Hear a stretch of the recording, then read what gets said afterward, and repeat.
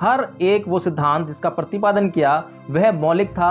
उससे पहले ऐसा कोई भी सिद्धांत अस्तित्व में नहीं था और उन्होंने जिस सिद्धांत का प्रतिपादन किया उसको पहले अपने व्यवहार में लाकर उसकी अच्छी तरह से अधिकतर अम्बेडकरवादी तो सिर्फ नास्तिकता तक ही सीमित हो गए हैं, यानी कि उन्होंने एक सिरे से हर चीज को नकारने का काम किया है, लेकिन अपनाने का काम अभी तक। लेकिन हम बौद्ध धर्म का अध्ययन नहीं करते हैं, बौद्ध धर्म के विभिन्न सिद्धांतों का अध्ययन हम नहीं करते हैं।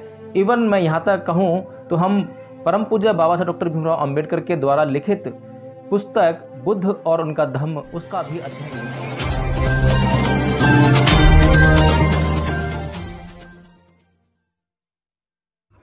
जय भीम, नमो बुद्ध साथियों। जैसा कि हमने अपने पिछले वीडियो में पुनर्जन्म की अवधारणा पर विचार किया, विमर्श किया साथियों, उसमें जो बातें हमने डिस्कस की उसको कुछ अम्बेडकरवादियों ने और कुछ बौद्ध धर्म के लोगों ने नकार दिया। तो उनमें से कुछ दो व्यक्तियों के कमेंट्स आए हैं उसमें। उनमें से एक हैं तेज सिंह भामनिया। इन्होंने लिखा है कि बौद्ध धर्म में पुनर्जन्म की अवधारणा है ही नहीं। तो साथियों, यह बिल्कुल गलत है कि बौद्ध धर्म में पुनर्जन्म की अवधारणा नहीं है, क्योंकि मैंने पहले जो पिछला वीडियो बनाया है उसमें भी यह बात कही थी कि हम लोग जो कि परम पूज्य बाबा साहब डॉक्टर भीमराव अंबेडकर के द्वारा दिया गया बौद्ध धर्म उसको अपनाते हैं, उसको अपने जीवन में धारण करने का काम करते हैं, लेकिन हम बौद्ध धर्म का अध्ययन नहीं करते हैं, बौद्ध धर्म के विभिन्न सिद्धांतों का अध्ययन हम नहीं करते हैं। इवन मैं यहाँ तक कहूँ तो हम परम पूज्य बाबा साहब डॉक्टर भीमराव अंबेडकर के द्वारा लिखित पुस्तक बुद्ध और उनका धम्म उसका भी अध्ययन नहीं करते हैं।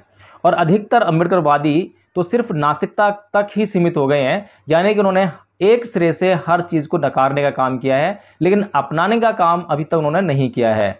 अगर हम किसी चीज़ को छोड़ते हैं तो हम शून्य की स्थिति में आ जाते हैं, लेकिन शून्यता की स्थिति जो है किसी व्यक्ति के लिए ठीक नहीं है, क्योंकि यहाँ से वापस उसके उसी दिशा में जाने की पूरी संभावना होती है जहाँ से वह आया है। इसीलिए परम पूज्य बाबा साहब डॉक्टर भीमराव अंबेडकर ने अपने जीवन के अंतिम दिनों में बौद्ध धर्म को अपनाया, उसकी दीक्षा ली। और मैं आपको स्पष्ट रूप से बता दूं कि परम पूज्य बाबा साहब डॉक्टर भीमराव अंबेडकर के जीवन में बौद्ध धर्म को लेकर बिल्कुल स्पष्ट विचार थे और उनके लिए अपने अंतिम समय में बौद्ध धर्म को अपनाने का कोई कारण नहीं था। उन्होंने अगर बौद्ध धर्म को अपनाया अपने अंतिम समय में तो उसका सिर्फ एक यही कारण था कि उनके पीछे लाखों की संख्या में, करोड़ों की संख्या में अनुयायी थे और उन अनुयायियों को एक स्पष्ट और एक सही मार्ग और सही दिशा निर्देश देना बहुत जरूरी था धर्म के मामले में, क्योंकि धर्म व्यक्ति के जीवन का अभिन्न हिस्सा है और इससे मुक्त नहीं हुआ जा सकता। यहाँ तक कि परम पूज्य बाबा डॉक्टर भीमराव अंबेडकर ने इस बात पर भी गहन अध्ययन किया, मनन चिंतन किया कि क्या बिना धर्म के भी एक व्यक्ति रह सकता है। जैसे कि कार्ल मार्क्स की थ्योरी है कि धर्म अफीम का नशा है और धर्म को कार्ल मार्क्स ने बिल्कुल एक सिरे नकार दिया और धर्म के बगैर ही व्यक्ति को रहने के लिए प्रेरित और उसका उत्साहवर्धन किया। लेकिन परम पूज्य बाबा डॉक्टर भीमराव अंबेडकर ने यह नहीं किया।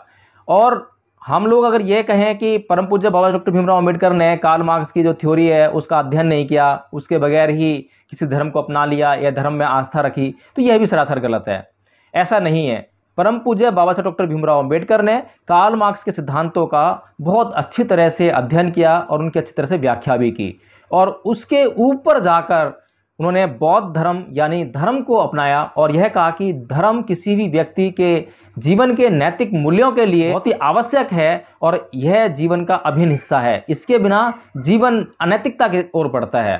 तो साथियों, मैं उसी बात पे आता हूं कि परम पूज्य बाबा डॉक्टर भीमराव अंबेडकर की पुनर्जन्म के बारे में क्या अवधारणा थी। तो परम पूज्य बाबा डॉक्टर भीमराव अंबेडकर की अपनी कोई अवधारणा नहीं थी, लेकिन वे जो बुद्धाइन धम्मा है यानी कि बुद्ध और उनका धर्म जो किताब उन्होंने अपने हाथ से लिखी, उन्होंने यह इंग्लिश में लिखी थी, उसका भदंत आनंद कौशलयन जी ने हिंदी में अनुवाद किया जो कि बुद्ध और उनका धम्म के रूप में हमें मिली।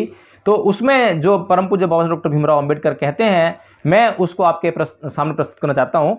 उसमें परम पूज्य बाबा साहब डॉक्टर भीमराव अंबेडकर एक टॉपिक है, क्या बौद्धों का कर्म का सिद्धांत ब्राह्मणी कर्म के सिद्धांत के समान ही है। इसमें सबसे पहले वे दो बातों पर चर्चा करते हैं जो कि उस समय पर दो तरह के विचार उस समाज में थे जब बुद्ध का समय था।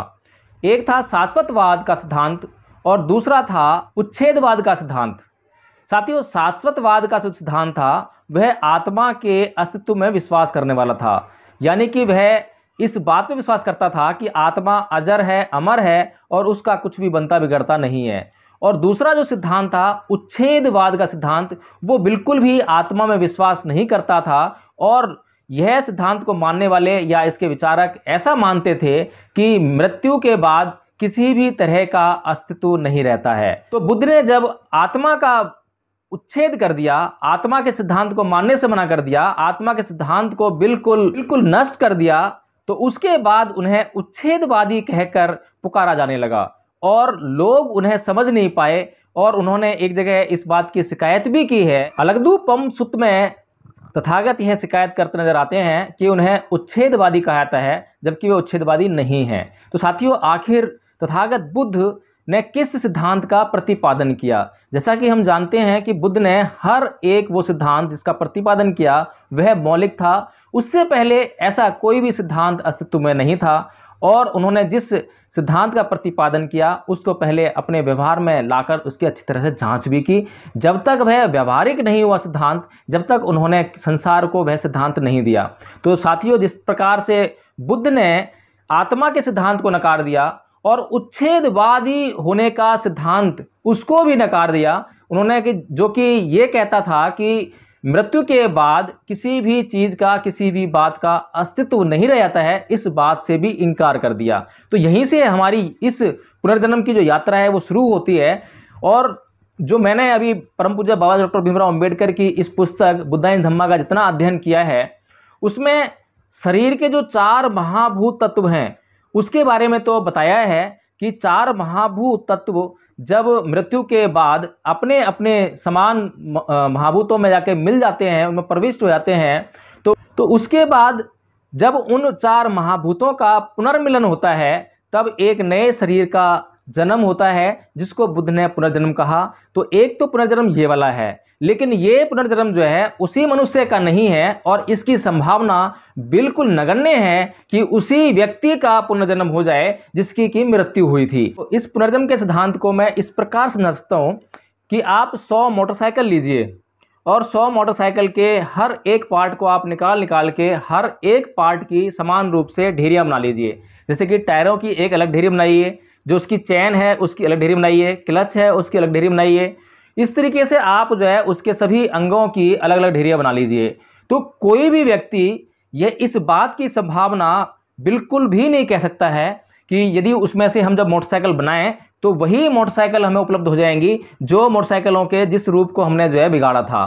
तो इसी प्रकार से जो 4 महाभूत तत्व हैं, जब ये मृत्यु के बाद जब वो 4 महाभूत तत्वों में विलीन हो जाते हैं, तब उनका जो है जब से फिर से संयोग होता है, जब फिर से उनके संयोग से एक शरीर का निर्माण होता है, तब फिर से वही शरीर का निर्माण हुआ है जिसका उच्छेद हुआ था, इस बात की बिल्कुल भी संभावना नहीं होती है।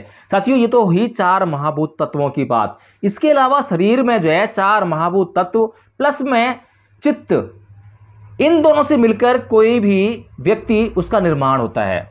तो साथियों, इस बुद्धा इन धम्मा में परम पूज्य बाबा डॉक्टर भीमराव अंबेडकर 4 महाभूतों के ऊपर स्पष्ट रूप से उस पर चर्चा करते हैं, उसके परिणाम की व्याख्या भी करते हैं। लेकिन ये जो चित्त है इसके ऊपर ज़्यादा गंभीरता से हम नहीं पहुंच पाते हैं क्योंकि ये बहुत ही महीन विषय है। यहाँ पर एक प्रसंग दिया है जब माँ कोठित के प्रश्नों का सारिपुत्र उत्तर देते हैं, तो वो जरा मैं आपको पढ़ के सुनाना चाहता हूँ कि वो किस प्रकार के प्रश्न माँ कोठित वहाँ करते हैं सारिपुत्र से और सारिपुत्र किस प्रकार से उनका उत्तर देते हैं। तो माँ कोठित ने पूछा, प्रथम ध्यान की प्राप्ति होने पर कितने संयोजनों का पहाड़ यानी परित्याग होता है और कितनों को यह बनाए रखता है? सारिपुत्र ने उत्तर दिया, प्रत्येक के 5-5 काम छंद, व्यापाद, थीन मिद्धि यानी आलस्य, उदच्य, कौंक्रय तथा विचिकित्सा का पहाड़ यानी परित्याग हो जाता है और वितर्क, विचार, प्रीति, सुख तथा एकाग्रता शेष रहते हैं। माँ कोठित ने फिर पूछा कि रूप, शब्द, गंध, रस और स्पर्श, इन 5 वेदनाओं को लें, प्रत्येक का विषय पृथक है, क्षेत्र पृथक है, प्रत्येक की क्रिया एक दूसरी इंद्रिय से पृथक पृथक है और स्पष्ट रूप से परस्पर पृथक है। इनका अंततः आधार क्या है? कौन है जो 5 इंद्रियों के विषयों और क्षेत्रों का उपभोग करता है? सारिपुत्र ने उत्तर दिया मन। मां कोठित ने फिर पूछा ये पांचों इंद्रियां किस पर निर्भर करती हैं? तो सारिपुत्र ने उत्तर दिया कि ये पांचों इंद्रियां चेतना पर निर्भर करती हैं। मां कोठित ने फिर पूछा चेतना किस पर निर्भर करती है? तो सारिपुत्र ने उत्तर दिया उष्णता पर निर्भर करती है। मां कोठित उष्णता किस पर निर्भर करती है? तो सारिपुत्र ने फिर से उत्तर दिया चेतना पर निर्भर करती है। मां कोठित ने फिर पूछा आप कहते हैं कि चेतना उष्णता पर निर्भर करती है और उष्णता चेतना पर निर्भर करती है, इसका संक्षेप में क्या अर्थ है, कृपया समझाएं। सारिपुत्र ने उत्तर दिया एक उदाहरण द्वारा समझाता हूं। जैसे प्रदीप के प्रकाश से प्रदीप की लौ प्रकट होती है और प्रदीप की लौ से प्रदीप का प्रकाश प्रकट होता है, उसी प्रकार चेतना उष्णता। अपना चैनल, आपका चैनल, समाज का चैनल, देश का चैनल एनबी न्यूज 24/7 को आप लाइक करें, सब्सक्राइब करें और ज्यादा से ज्यादा इसकी वीडियो को शेयर करें ताकि हर खबर को मैं आप तक आसानी से पहुंचा सकूं।